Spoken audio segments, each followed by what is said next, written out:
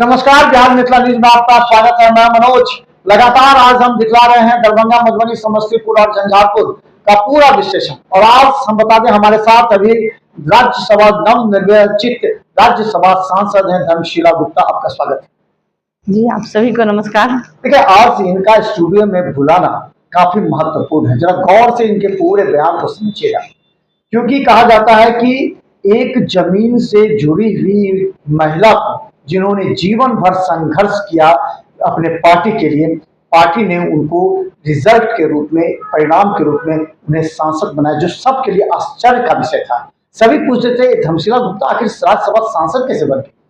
तो इन तमाम बातों के बाद इनके ऊपर एक दायित्व भी सौंपा गया, लोकसभा चुनाव में महिलाओं की जो संख्या है, वोट संख्या, उसको बढ़ाने के लिए।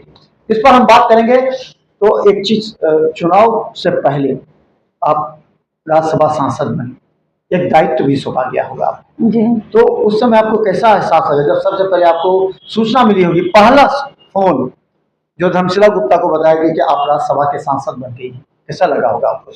नहीं, एकदम विश्वास नहीं हुआ। हमारी पदाधिकारी ने फ़ोन किया। मैं भागलपुर में ये कार्य समिति की बैठक ले रही थी। वहाँ से बैठक ले करके मतलब 10-15 मिनट आगे आई होंगी, तो मेरी पदाधिकारी ने फ़ोन किया कि एकदम से खूब चिल्ला करके कि दीदी आपका नाम ऐसे टीवी पे चल रहा है। और मेरी आदत है कि जब भी गाड़ी में बैठती हूँ तो अपने पदाधिकारी से बात करती रहती हूँ। मैंने उसको डांट दिया कि जो फ़ोन रखो, उल्टा पुल्टा बोल रही हो। फिर अपना काम में लग गई। फिर फ़ोन आया एक पदाधिकारी का, और फिर भी मुझे विश्वास नहीं हुआ। फिर जब कार्यालय से फ़ोन आया, पटना कार्यालय की, दिल्ली कार्यालय नहीं, पटना कार्यालय से, तब मतलब एकदम से शॉक्ड हो गए। मतलब अब मुझे विश्वास ही नहीं हो रहा, विश्वास ही नहीं हो रहा था। एकदम जैसे लगा कि कुछ थमसा गया है दुनिया।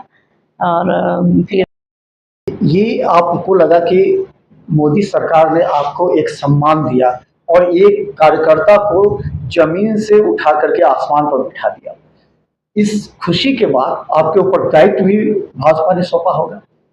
पूरे बिहार में भारतीय जनता पार्टी ने महिलाओं को ज्यादा आकर्षित करने के लिए और मोदी की जो योजनाएं महिलाओं तक पहुंच रही है, उसको ज्यादा दिखाने के लिए आपको एक सौंपा होगा। आप पूरे बिहार में आपने चुनाव के दरमियान आप गई होगी अपने स्वतंत्र, तो क्या बताती हूँ आपको। जैसे आदरणीय मोदी जी ने ये सिद्ध कर दिया कि भारतीय जनता पार्टी कार्यकर्ता की पार्टी है। और एक कार्यकर्ता जो पंचायत से लेकर के प्रदेश तक विभिन्न दायित्वों को निभाया, और उनको उन्होंने बिना मांगे, बिना चुनाव लड़ाए और देश के सबसे बड़ा उच्च सदन में राज्यसभा सांसद बनाया। ये बिहार ही नहीं, संपूर्ण देश में महिलाओं के लिए ये एक उदाहरण है, खुशी की लहर है। और नई ऊर्जा के साथ हमारे समाज के अंतिम पंक्ति की बहनें भी आगे बढ़ कर के काम करने लगी। और मैं आपको बता दूं कि 2024 के लोकसभा चुनाव में महिलाओं के ऊपर बहुत बड़ी जिम्मेवारी थी। और इस चुनाव में महिला ही थीम थी, क्योंकि माननीय मोदी जी ने महिलाओं का सम्मान किया। नारी शक्ति बंधन अधिनियम की शुरुआत उन्होंने बिहार से ही शुरू किया, बिहार से ही खाता खोला और बनाया राज्यसभा सांसद। इसके बाद मैंने बिहार के सभी लोकसभा सीटों पर लोकसभा प्रभारी बनाई, महिला मोर्चा प्रदेश पदाधिकारी से, और फिर जिला प्रभारी और यहाँ तक कि बूथ तक का प्रभारी हमने बनाया। और महिलाओं को एक सिस्टमेटिक वे में बूथ तक किस तरह से काम करेगी, जैसे कि घर घर संपर्क है, चाय पे चर्चा है, चौपाल है, और स्वयं सहायता समूह की बहनों को, उनको माननीय मोदी जी का नमस्कार, उनको पुष्प की माला या मतलब कि गमछा से या शॉल से, कोई चीज़ से उनको सम्मान करना। और उनकी जो समस्या है, जो उनको कुछ नहीं मिल पाया, माननीय मोदी जी का जो लाभ मिला, कुछ छूट गया, तो उनको अपने डायरी में लिखना। ये हमारी सारी बहनें, मतलब कि बूथ तक की बहनों ने ये काम किया, घर घर जा कर के। तो क्या लगा कि पुरुष की अपेक्षा महिलाओं ने अधिक वोटिंग की? बिल्कुल, ये जो बता रहा है। आपने भी देखा होगा, अभी तो दे रहा था कि पूरे देश में 8 पुरुषों की अपेक्षा 8% महिलाओं की वोटिंग अधिक हुई है। तो ये महिलाओं को जो आपने समझाया होगा आपकी टीम, आप जब पूरे बिहार के दौरे पर हैं या जो आपको दिया गया आपका, आपने क्या महसूस किया? वहाँ महिलाएं क्या कर रही थी? नहीं। किस मुद्दे पर लेके विरोध भी था, तो किस बात को लेके विरोध था? प्रत्याशी के बारे में कहा जा रहा था कि प्रत्याशी नहीं आती, ये तो आपको भी झेलना पड़ा होगा सभी जगहों पर कि प्रत्याशी चुनाव 5 साल जीत के गए नहीं आए। तो ये आपको एहसास हुआ कि यहाँ कहीं देखिए, पार्टी ने मुझे बिहार के सभी लोकसभा सीटों पर भेजा और ये मुझे बहुत बहुत ही मुझे गर्व महसूस हुआ इस पे कि पार्टी ने मुझे इस लायक समझा, मुझे प्रत्येक लोकसभा में जाने का मौका मिला और सभी लोकसभा सीटों पर हमारी बहनें, मतलब कि प्रदेश से लेकर के बूथ तक की बहनें को मैंने लगाया था और उन्होंने पूरी निष्ठा और ईमानदारी से काम किया। लेकिन आप जानते हैं कि ये जो पहले रहते हैं सांसद, कितना भी काम करते हैं तो कुछ न कुछ छूट जाता है। इसी उनका हाँ, छूटना नहीं था, उनका था कि मिलने नहीं आए। तो कहीं न एक सभी जगह यही था, मधुबनी में भी हाँ, था, थोड़ा झंझारपुर में था, एक प्रत्याशी हर 5 साल जगह जीत के मिलने आए। नहीं आए, लेकिन हर जगह जा भी नहीं सकते हैं। अब कहीं पर गए, घर में भी बगल में नहीं गए तो वहाँ से भी ऐसे हो जाता था। लेकिन सभी का तो हृदय में मोदी बसते हैं। अब मोदी मैं जहाँ भी गए, मोदी मैं दिखा। आपको हमने मधुबनी भी देखा, दरभंगा भी देखा, झंझारपुर भी देखा, समस्तीपुर, इसके अलावा पटना में भी हमने आपको कार्यक्रम करते रहे। क्या विश्लेषण करती हैं जो एग्जिट पोल जो आया है उस पर क्या लगता है? बिहार में जो 25 के बाद दिखा रहा है 32 से 35 सीटें एनडीए को आ रही, तो क्या महसूस होता है कि जैसो इसमें महिलाओं की कितनी भूमिका थी और आपने कितना काम किया? क्योंकि हमारी टीम ने काम किया, महिला मोर्चा की बहनों ने बूथ तक, प्रदेश से लेकर जिला और बूथ तक काम किया। मैं भी लोकसभा में गई हर जगह, तो वहां पर एक ये था कि महिला सांसद होकर मतलब गांव-गांव तक जा रही है। मैंने कोई बड़ा मंच ये नहीं चाहा कि मुझे बड़ा ही मंच मिलना चाहिए।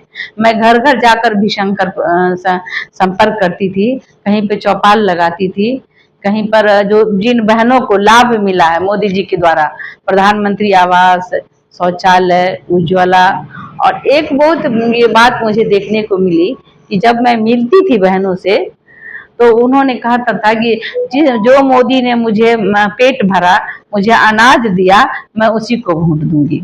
ये चीज मतलब उनके जेहन में शामिल था, जो मुझे खाना दिया। आपको महसूस हुआ कि साइलेंट वोटर इस बार मोदी को वोट दिए, बूथ पर कोई हल्ला गुल्ला नहीं, जा करके कोई देखे नहीं, कुछ सुने नहीं, साइलेंट वोटर के बल पर ही इस बार चुनाव जीत रहे मोदी? साइलेंट वोटर तो वोट दिए ही हैं, लेकिन एनडीए गठबंधन के हमारे सभी साथी पूरी तन्मयता और पूरी निष्ठा से, पूरी ईमानदारी से बूथ तक उन्होंने काम किया और वोटर को बूथ तक ले जाकर वोट गिरवाने का भी काम किया, मतदान करवाने का भी काम किया और जो बूढ़े बुजुर्ग थे उनको साधन उपलब्ध करा करके बूथ तक ले जाने का काम किया। उनकी पानी की व्यवस्था थी, जो लोग घर से निकल रहे थे तो हमने ये भी कहा था कि घर से निकले तो बोतल में पानी लेकर जाएं। मैंने हर बूथ पे ये कहा था और बहनों ने ऐसा ही किया, तो ये व्यवस्था थी। इस बार चुनाव के परिणाम कैसे विश्लेषण करते हैं? दरभंगा में कौन लीड कर सकता है? किस आधार पर कह सकते हैं कि कौन लीड करेगा? देखिए, क्या आपको शक है? नहीं, दरभंगा में तो हम बहुत अंतर से जीत रहे हैं। हमारे विपक्षी जो है उनको बहुत कम वोट आ रहा है। उनका जो माई समीकरण है उसका भी 30% वोट हमें मिला है, भाजपा को मिला है, एकदम मिला है। आप देखा मुस्लिम और जो यादव है उनका वोट आपको मिला? हाँ, 30% मुझे मिला है। 30% का दावा करें? हाँ, और जो हमारा एनडीए का वोट है वो तो मिला ही है, इसलिए हम काफी बहुमत से जीत रहे हैं। हमारे आदरणीय प्रत्याशी सांसद श्री गोपाल जी ठाकुर जी भारी बहुमत से जीत रहे हैं। कितना? पिछली बार 2,45,000 से जीते थे, इस बार 3 लाख से जीतेंगे। ये आप विश्लेषण करें? बिल्कुल। अच्छा, झंझारपुर का क्या विश्लेषण आपको लग रहा है? झंझारपुर रामप्रीत मंडल, हाँ, वहाँ भी मैंने गया था। गुलाब यादव बीच में थे, उसके सहारे जो है सो रामप्रीत मंडल जीतते नजर आ रहे हैं। हाँ, वो तो एकदम तय है। मैंने वहाँ भी गया था, जितने भी कार्यकर्ता है वहाँ पर गांव-गांव मैंने घूमी और गांव-गांव घूमने में बस महिलाएं काफी अग्रणी भूमिका में रही। काफी उत्साहित थी। खासकर मैं जब मिलने जाती थी तो वो लोग आपस में चर्चा करती थी कि देखो एक सांसद गरीब की बेटी है, एक सामान्य परिवार की बेटी हमारे घर तक आ रही है वोट मांगने के लिए। और मैं बोलती थी कि चाची मुझे खोइछा में तो कमल फूल दे दीजिए, वोट मुझे खोइछा में दीजिए। काफी खुश होती थी, एकदम प्यार दुलार के साथ उन्होंने मेरा सम्मान किया और मैं आभारी हूँ। मधुबनी का क्या लगता है समीकरण? मधुबनी में तो एकदम मधुबनी में तय तो कहा है। जा रहा है कि हिंदू मुस्लिम कराने का प्रयास किया गया बीजेपी के द्वारा, वो हुआ नहीं। तो ऐसे में वहाँ क्या आपने पूरा सर्वे किया? कि वहां तो एनडीए का एक एक वोट डॉक्टर अशोक यादव जी को मिला है, उसमें फातिमी जी को एक वोट नहीं मिला है एनडीए का।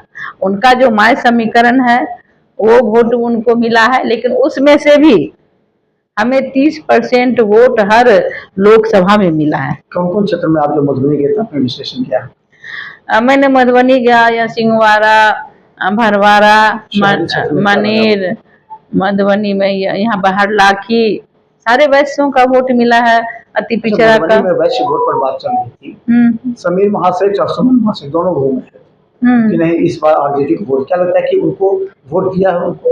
नहीं, ये चुनाव तो देश का चुनाव है ना, किसी के कहने से विकसित भारत और विकसित बिहार का निर्माण करना है। तो अभी जनता बुद्धिजीवी है, वो समझ सकती हैं कि हमें कहाँ वोट गिराना है और हमें किसको फिर से प्रधानमंत्री बनाना है। ये तो सभी मतदाता के हृदय में पहले से ही तय था। और वो जो लोग प्रचार प्रसार कर रहे थे तो मना नहीं है, कोई भी आ सकता है किसी को कहने के लिए, वोट देने के लिए।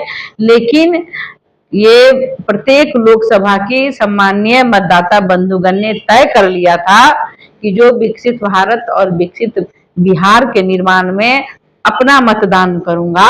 और विकसित बिहार और विकसित भारत का संकल्प आदरणीय मोदी जी ने लिया है, तो मोदी ही सबके हृदय में है और मोदी के लिए ही लोग वोट किए हैं। और हमारी सरकार बनने जा रही है, 400 पार हमने नारा लगाया था, 400 पार होगा, ये बिल्कुल सही है। अंतिम सवाल पूछना चाहेंगे कि अब जो सरकार बनेगी, चाहे मोदी जी की बने, तो आपने जो सर्वे किया होगा महिलाओं के, लखपति दीदी का योजना था, तो इसके अलावा आपको क्या क्या बातें लगी? क्योंकि आपसे जब पूछा जाएगा कि महिलाओं के फिर आने वाले विधानसभा चुनाव है, तो महिलाओं के वोट को बीजेपी की तरफ, एनडीए की तरफ लाने के लिए क्या क्या योजना चलाई जानी चाहिए? तो आपके नजर में कौन सा प्रोजेक्ट है, कौन सी योजना है, ताकि आप सजेस्ट कीजिए, उससे फायदा पहुंचे बीजेपी, बिहार बीजेपी को? ये योजनाएं तो लगभग महिलाओं के लिए काफी है। 3 करोड़ दीदी को लखपति दीदी बनाना है और माननीय मोदी जी ने कहा है कि ऐसी महिलाओं को नौकरी भी दूंगा। और शिक्षा के क्षेत्र में भी बेटियों के लिए काफी उत्साहवर्धक काम हो रहे हैं और मुझे लगता है कि सारी सुविधाएं मिल रही हैं। लेकिन अपनी ओर से भी ये कहना चाहूँगी कि स्वास्थ्य के क्षेत्र में अच्छा काम चल रहा है, शिक्षा में भी अच्छा चल रहा है और हमारी बहनें तो ओलंपिक से अंतरिक्ष तक जा रही है। समाज के अंतिम शोषित, दलित, वंचित सभी वर्गों की महिलाओं का सम्मान है। 3 तलाक से मुक्ति दिलाया गया आदरणीय मोदी जी ने, उनमें कोई जात पात नहीं है, सबको साथ लेकर के चलते हैं। तो मुझे लगता है कि आने वाले समय में 35% आरक्षण तो महिलाओं का तय है और इसमें महिलाओं को क्या कहते हैं, उनको प्रतिनिधित्व करने का क्षमता मोदी जी अवसर दे रहे हैं। जो देश का प्रतिनिधित्व करेगी, लोकसभा विधानसभा का प्रतिनिधित्व करेगी, तो ये महिलाओं के लिए बहुत ही मतलब एक पुरस्कार है। जो कांग्रेस किसी बोर्ड, कोई बोर्ड में आपको स्थान देने की बात चल रही है, अलग से महिलाओं के लिए आप कुछ काम करें? पूरे देश में अलग अलग जो बोर्ड बनाए जाते हैं महिलाओं के लिए, बहुत संख्यक अलग अलग तरह के बनाए तो वो तो बना ही है। आप महिला विकास इस तरह से इसमें सेट किया जाना है? नहीं, वो पार्टी तय करती है। अभी तक कुछ हुआ है कि नहीं, पार्टी जो करेगी, मैं तो कार्यकर्ता हूँ। दिया गया तो और भी जो काम हो सकते हैं वो पार्टी तय करेगी, उनको लगेगा कि मैं जहाँ काम कर सकती हूँ वो मुझे देंगे। तो चलिए हमारे साथ नवनिर्वाचित राज्यसभा सांसद धर्मशीला गुप्ता, और देखिए इनका बोल्डनेस बताता है कि मोदी जी ने या मोदी सरकार ने या बीजेपी ने जितने गंभीरता से इस महिला को जमीन से संघर्ष कर रही महिला को जमीन से उठाकर संसद पहुंचा दिया, तो इसका असर वोट बैंक पर पड़ा। इन्होंने पूरे बिहार का जब सर्वे किया, बिहार के चुनाव के दरमियान जब महिलाओं के बीच गई, तो सभी महिलाओं की जुबान था एक गरीब की बेटी को सांसद बनाया जाना बीजेपी की एक प्राथमिकता के तौर पर देखी जा रही है कि किस तरह महिलाओं का मान सम्मान इस सरकार में। लेकिन उतनी ही ज्यादा जवाबदेही और जिम्मेवारी अब इनके कंधों पर है कि जब मोदी ने इतना विश्वास किया, तो ये कितने विश्वास के साथ आने वाले विधानसभा और फिर आने वाले समय में महिलाओं के कल्याण के लिए कितनी योजनाएं मोदी सरकार से निकालकर जनता के बीच पहुंचाती है। देखते रहिए बिहार मित्र न्यूज, यूट्यूब पर भी सब्सक्राइब कीजिए। जी धन्यवाद। जी नमस्कार।